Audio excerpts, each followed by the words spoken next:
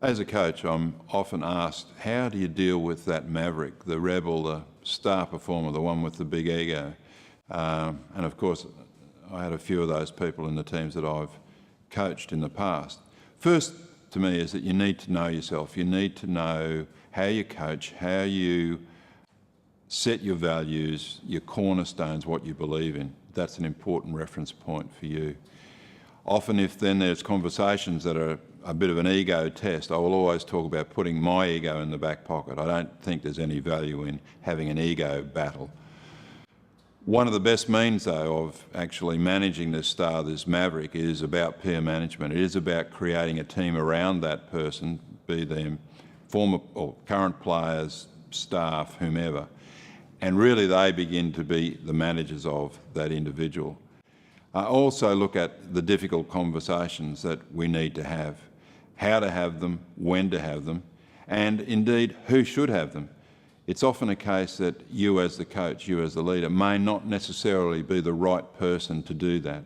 That individual may in fact put up a big barrier between you and he, and so that the conversation becomes irrelevant. So it is always a case of trying to work out whether you are the best person to have that conversation. To give you one example, I might talk about Shane Warne, and Shane obviously one of our great players and game changers in the team. But of course with that comes, a strong ego, and indeed a strong ego is very important to an athlete and their ability to perform, but that would often mean that some of the things that I would want to do and some of the things that he would want to do would butt up against each other. They would be in conflict.